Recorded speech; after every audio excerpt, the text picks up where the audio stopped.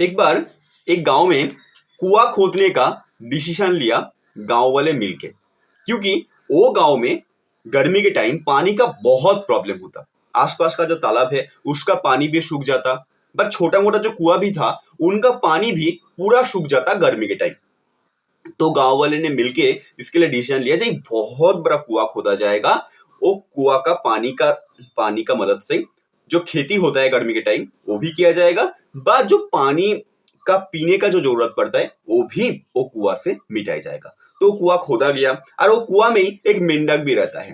वो मेंढक बहुत दिन से कुआं में रहता है, तो इसीलिए वो कुआं कोई अपना पूरा संसार मान लिया। वो कुआं कोई अपना सब कुछ मानना शुरू किया। वो कुआं में बहुत ज्यादा खुश भी था। तो एक दिन हुआ क्या, जब गर्मी आया था वो कुआं का पानी पूरा पूरी सूख गया। तो गांव वाले ने मिलकर डिसाइड किया जे आसपास का जो नदी है वो नदी नदी से पाइपलाइन के थ्रू एक कुआं में पानी लेके आ जाएगा, क्योंकि एक कुआं का पानी बहुत इंपॉर्टेंट होता है खेती व जो पानी पीता है उनके लिए भी। ठीक है, तो पाइपलाइन के थ्रू वो पानी लेके आया गया। वो पाइपलाइन के जो पानी है उनके साथ साथ ही और एक मेंढक आ गया था वो कुआं में। तो दोनों एक साथ में होके दोस्त बन गया। जो कुआं का मेंढक है नदी का मेंढक को पूछ रहा है कि तू इससे पहले कहाँ रहते थे। वो बोल रहे हैं मैं एक नदी में रहता था। अच्छा, तो नदी नदी क्या होता है? बोले नदी कितना बड़ा होता है? बोले नदी इतना बड़ा होता है। बोले नहीं नहीं, नदी इससे भी बड़ा होता है। बोले कितना बड़ा होता है? नदी इतना बड़ा होता है। बोले नहीं, इससे भी बहुत बड़ा होता है। बोले कितना बड़ा होता है? बोले नदी इतना बड़ा होता है। वो कुआं का मेंढक जो था उनका मन में डाउट आ गया।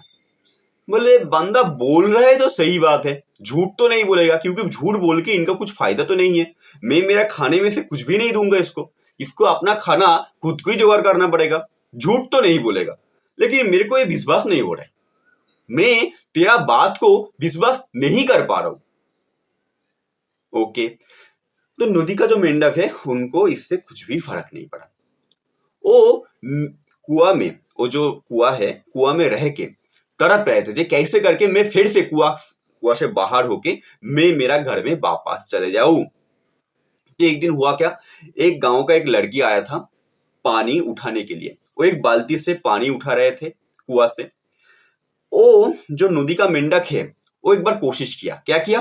वो जो पानी है जो बाल्टी से उठा रहे थे वो पानी में छलांग मार दिया। जब पानी में छलांग मार दिया वो बाल्टी के साथ साथ वो भी ऊपर आ गया। और जब ऊपर आ गया और देखा एक मेंढक है वो बाल्टी में, तो पानी को वो ऐसा गिरा दिया। जब पानी को गिरा दिया वो जो नदी का मेंढक है वो फ्री हो गया, वो चलना शुरू कर दिया। ठीक है, और ऐसा करते करते करते करते वो अपना नदी के पास पहुंच भी गया। कुआं का जो मेंढक है उनका मन में डाउट तो था। वो बोल रहे हैं नदी का मेंढक तड़प रहे थे नदी के पास जाने के लिए। मैं भी एक बार कोशिश करके देखूंगा क्या होता है। नदी सच में ही क्या इतना बड़ा होता है? मैं एक बार कोशिश करके जरूर देखूंगा। तो हुआ क्या, वो भी वो भी ऐसा ही एक लड़की एक दिन आया था वो पानी उठाने के लिए। तो उनका पानी के साथ साथ ही वो भी ऊपर आ गया। और ऊपर आके उनका आज तक जो बिलीफ था वो एक सेकंड के अंदर बदल गया। वो सच में देख पाया जे नदी का जो मेंढक है वो झूठ नहीं बोला था। सच में नदी इतना ही बड़ा होता है जितना वो सोचता है, उससे भी नदी बड़ा होता है। और उसके बाद जब वो नदी के पास चल गया वो दोबारा सोचा भी नहीं कि मेरे को कुआं के पास आना पड़ेगा। यही होता है, जब तक आप विश्वास नहीं करेंगे जे आप अपना लिमिट को भी आप तोड़ सकता है। आप खुद अपना जो लिमिट बना चुका है वो लिमिट को भी आप तोड़ सकते हैं, तब तक आप अपना लिमिट में ही रहेंगे। आप कभी भी लिमिट में पहुंच नहीं पाएंगे। लिमिटलेस लिमिट में पहुंचने का एकमात्र तरीका है जो आपके अंदर जो बिलीफ इतना दिन से आप खुद बना चुका है उनको आपको खुद को तोड़ना है। तो ये जो घटना है, ये घटना है बिहार का एक गांव का। बिहार का गांव में एक लोग रहता है, उनका नाम है राम रहीम। राम रहीम राम रहीम का फैमिली बहुत गरीब था, फाइनेंशियली बहुत वीक था, इसके लिए मैं उसको गरीब बोल रहा हूँ। तो राम रहीम का पापा बहुत गरीब था, इसके लिए राम रहीम 10 क्लास तक पढ़ा है। 10 क्लास तक पढ़ के राम रहीम को काम में आना पड़ा। तो वो काम 10 क्लास के बाद एक दो काम करने के बाद ही वो क्या किया, बिहार के एक स्टेशन में कूली का काम करना शुरू किया। वो हर दिन 10 बोरा करके उठाता है, 10 बोरा का 50 रुपया करके लेता है, 500 रुपया उनका इनकम होता है और महीना में उसका 15,000 के आसपास इनकम हो जाता है, जिससे वो भी बहुत खुश था। 15,000 रुपया इनकम होके वो भी बहुत खुश था। वो क्या करता, 5,000 रुपया अपने के लिए रखता, 10,000 रुपया घर में भेज देता। ऐसा करके उनका हर दिन जाता है। वो देखता है जिनका सामान वो उठा के लेके जाता है वो भी उनके तरह ही एक इंसान है, उनके तरह ही खाता है, उनके तरह ही पीता है, उनके तरह ही चलता है। वो देख रहे हैं जो मैं और उनमें से कुछ भी डिफरेंस नहीं है, लेकिन वो अपना लाइफस्टाइल को कितना अच्छे से मेंटेन किया और मैं अपना लाइफस्टाइल को मेंटेन ही नहीं कर पाया। मेरा घर में जो फाइनेंशियली प्रॉब्लम है आज तक भी है, जो मैं चाहता हूं वो तो पूरा हो ही नहीं पाया। एक दिन हुआ क्या, एक दिन जिसका सामान वो उठा के लेके जाता है, ऐसा एक बाबू एक दिन वो स्टेशन में बैठा था। स्टेशन में बैठा था क्योंकि उसका ट्रेन अभी तक आया नहीं। तो राम रहीम उनके पास गया। राम रहीम उनके पास जाके उनका जो प्रॉब्लम है वो बोला है।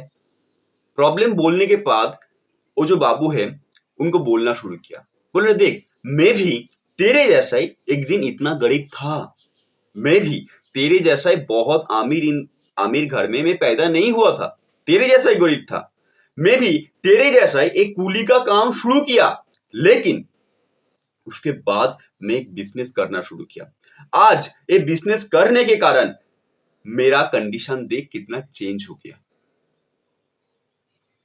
जब उनको एक बात सुनने को मिला, बोले सच में बिजनेस करने में इतना ज्यादा पैसा आता है जिसके कारण मैं मेरा लाइफस्टाइल को चेंज कर पाऊंगा। बिजनेस में सच में इतना फायदा होता है, इतना प्रॉफिट जनरेट होता है। तो वो क्या किया, वो कूली का काम को छोड़ा, गांव में वापस चल गया और गांव में वापस जाके बिजनेस करना शुरू किया। हुआ क्या, 3 महीने के अंदर ही उनको फिर से कूली का काम करने के लिए वापस आना पड़ा, वही सेम स्टेशन में। जब कूली का काम करने के लिए वो वापस आ गया, वो तो ऑलरेडी जान चुका है कि वो फेल्योर हो गया और उनका आसपास वाले भी ऑलरेडी जान चुका है कि वो फेल्योर हो गया। और जो उनको जानता है लेकिन उसका आसपास में नहीं था, फेलियर का रीजन क्या था, वो राम रहीम खुद जिम्मेदारी लिया उनके पास पहुंचाने के लिए। ठीक है, तो उनका फेलियर का रीजन क्या था, उनका फेलियर का रीजन यही था कि मेरा नसीब फूटा हुआ है। वो बिजनेसमैन सक्सेसफुल क्यों था, क्योंकि उसका नसीब अच्छा है, उनका लाख अच्छा है, मेरा लाख बुरा है, इसके लिए मैं फेलियर हो गया।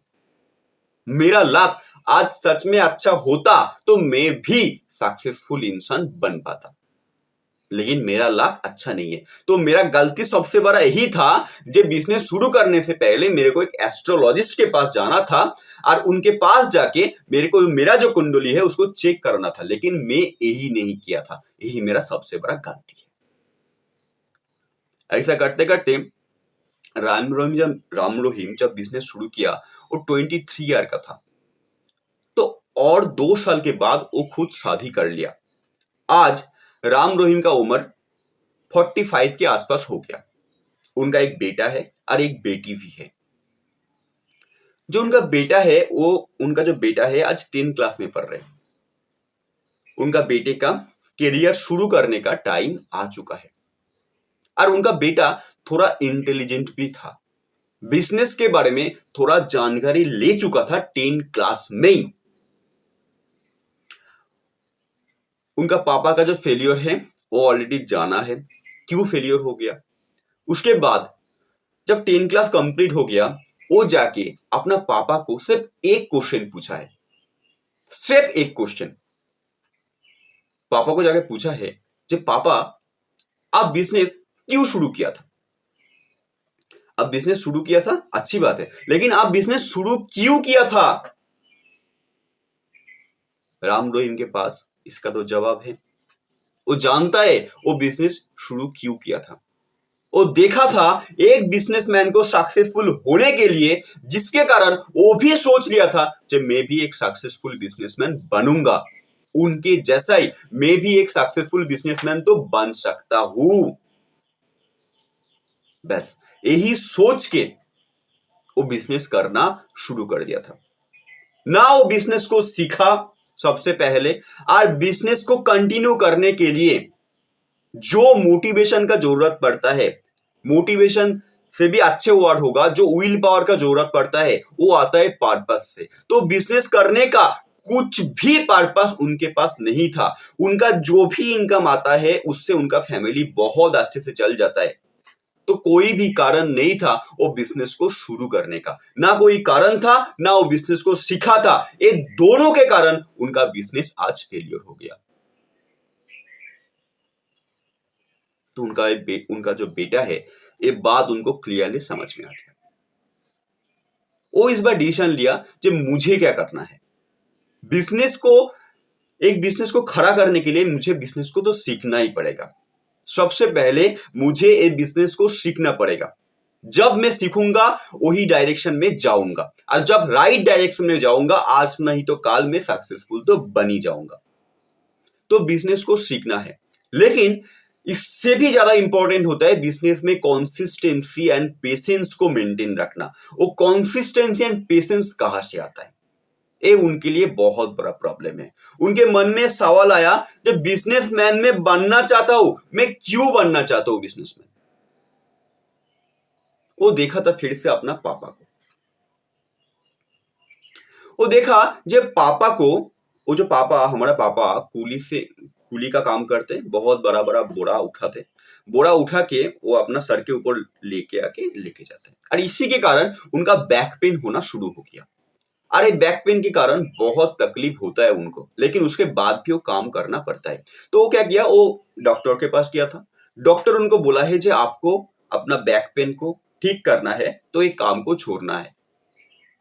लेकिन उनके पास दूसरा कोई काम भी नहीं था जो वो कर सकता है, तो उनको मजबूरन एक काम को करना पड़ा, क्योंकि एक काम से राम रहीम का बेटे का पढ़ाई का खर्चा चलता है, उनका फैमिली चलता है, तो उनको एक काम कंटिन्यू करना ही पड़ा। जब ये कंडीशन देखा है, तब राम रहीम का बेटे के पास क्लियर कट रीजन आ गया कि उनको बिजनेसमैन क्यों बनना है। एक डॉक्टर हेल्थ का चेकअप कर सकता है, बॉडी का चेकअप कर सकता है, लेकिन फाइनेंशियल हेल्थ का कौन चेकअप करेगा? एक डॉक्टर बोल सकते हैं कि आपको एक काम को छोड़ना है, लेकिन वो काम को छोड़ने के बाद इनकम कहां से जनरेट होगा जिससे वो खुद सर्वाइव कर सकता है।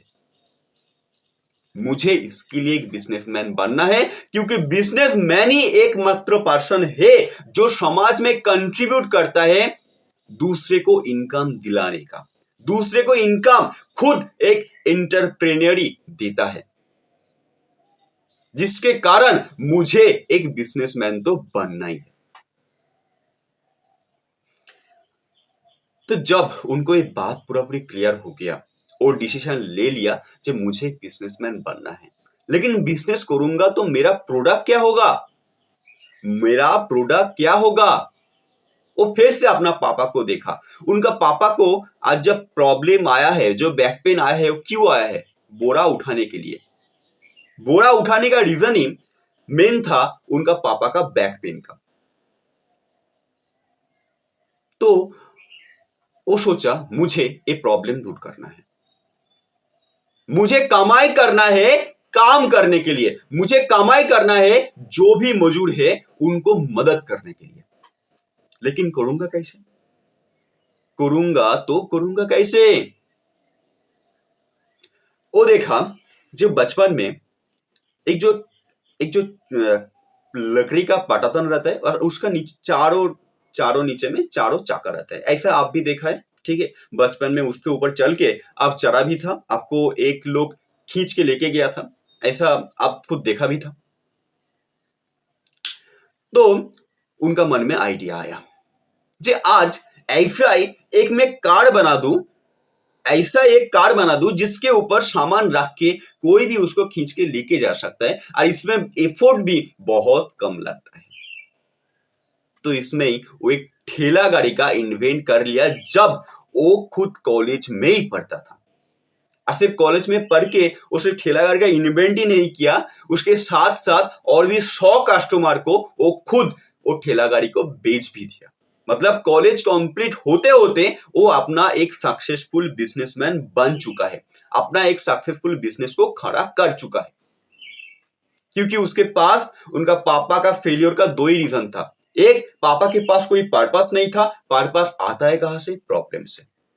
और उनके पास वो बर्निंग प्रॉब्लम क्लियर था, उनके पास वो बर्निंग प्रॉब्लम क्लियर था उनको पापा को देख के। अरे बर्निंग प्रॉब्लम क्लियर होने के कारण उनका पर्पस क्लियर हो गया। ये पर्पस क्लियर होने के कारण वो अपना काम में कंसिस्टेंसी एंड पेशेंस मेंटेन कर पाया। इसके लिए वो अपना टाइम वेस्ट नहीं किया। 12 कंप्लीट होते होते ही वो अपना काम को शुरू कर दिया। आज जब वो ग्रेजुएशन कंप्लीट किया, एक सक्सेसफुल एंटरप्रेन्योर बन गया। वो आज सोच रहा है जे मैं जो गांव से स्टार्ट किया, वो गांव से छोड़ के मैं मेरा जिला का एक ब्रांड बनूंगा, वो जिला को छोड़ के मैं एक शहर का ब्रांड बनूंगा, वो शहर को छोड़ के मैं पूरा स्टेट का ब्रांड बनूंगा, कल मैं नेशनली भी जाऊंगा। और जैसा सोचा है आज 10 साल हो गया उनका बिजनेस कंटिन्यू हुआ तक, वो ऑलरेडी एक नेशनल ब्रांड बन चुका है। उनका पापा का पूरा साल का जो इनकम है वो उनका एक दिन का अर्निंग होता है। साथ साथ में उनका ये अर्निंग तो होता ही है और इससे भी ज्यादा अर्निंग हो जाता है जो उनके साथ खुद जुड़ा है।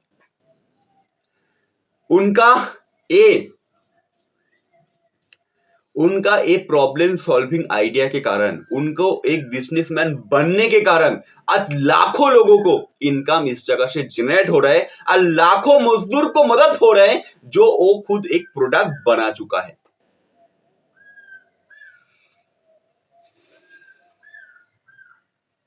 एक मजदूर आधा घंटा में एक बोरा सामान उठा के लेके जा पाता, लेकिन आज एक ठेला गाड़ी होने के कारण वो आधा घंटा में 5 बोरा सामान उठा के लेके जा पाया, सेम एफोर्ट करके। उससे भी कम एफोर्ट उनको करना पड़ा। तो आधा घंटा में वो 50 रुपया कमा पाता, आज आधा घंटे में वो 250 रुपया कमा पाया। और उससे भी सबसे बड़ा चीज है जे उनको एफोर्ट भी कम करना पड़ा। उनका जो बैक पेन है उसका रीजन था वो सामान को, वो जो बोरा है उसको ऐसा सर के ऊपर उठा के लेके जाता है। आज उनको ये करना पड़ा, आज उनको एक काम ही नहीं करना पड़ा, जिसके कारण उनका जो हेल्थ रिलेटेड प्रॉब्लम है वो भी मिनिमाइज होना शुरू हो गया। यही एकमात्र रास्ता है लिमिटलेस लिमिट तक पहुंचने का। आप खुद सोच के देखिए, राम रहीम का पापा क्या किया था? राम रहीम का पापा ग्रीड के पीछे में भागा था, लालच के पीछे में भागा था, जिसके कारण उनको खोना पड़ा। और वो खोना को खुद रेक्टिफाई नहीं कर पाया, वो काम को खुद कंटिन्यू नहीं कर पाया, क्योंकि वो काम करने का पीछे में कोई वजह ही नहीं था। काम करने का पीछे में कोई पर्पस है ही नहीं, तो कैसे करके वो काम को कंटिन्यू कर पाएगा? और इधर तरफ राम रहीम का बेटा सब कुछ खोने के लिए रेडी था, सिर्फ और सिर्फ एक काम को कंटिन्यू करने के लिए, क्योंकि वो जानता है मैं जब एक काम को सक्सेसफुल कर पाऊंगा तब सिर्फ मेरे को फायदा नहीं है, मेरे को साथ साथ लाखों लोगों का फायदा होगा। और मुझे उनके पास तो पहुंचना ही है। तो ना पाना है ना खोना है, सिर्फ देना है। जब आप पाने के पीछे में नहीं भागेंगे तब आपका मन में जो खोने का जो विचार है वो भी नहीं आएगा।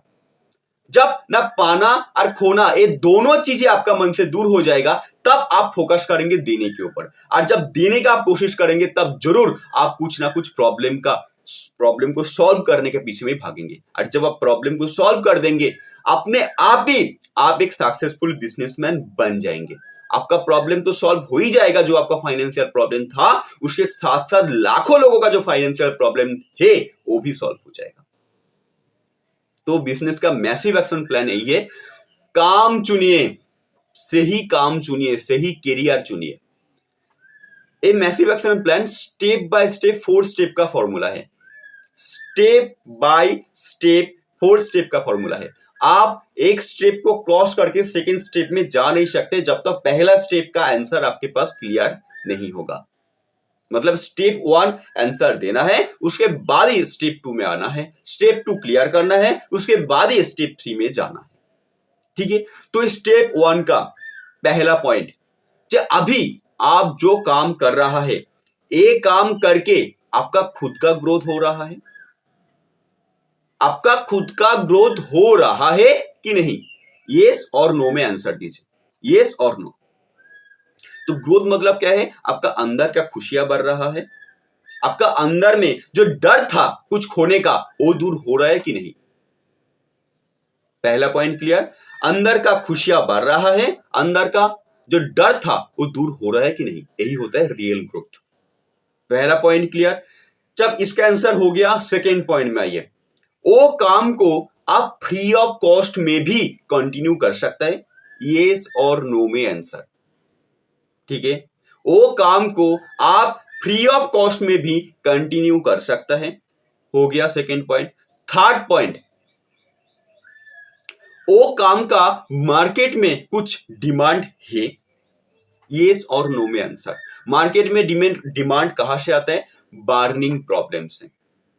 बार्निंग प्रॉब्लम से डिमांड आता है। आपको खुद सोचना है, जो आपका टारगेट कस्टमर है, क्या आप जो काम चुना है वो उनका कुछ भी बार्निंग प्रॉब्लम सॉल्व करेगा कि नहीं? उनका कुछ भी बार्निंग प्रॉब्लम सॉल्व करेगा कि नहीं करेगा? Third point clear. Fourth point, वो काम का पैसा भी मिल सकता है, यस और नो में आंसर। जब ये चारों यस होगा तब आप वो करियर को चुन लीजिए। जब चारों पॉइंट में आपको यस यस यस देना पड़ा तब वो करियर को चुन लीजिए। कोई भी एक पॉइंट में नो आ गया तो वो करियर को आप नहीं चुन सकते।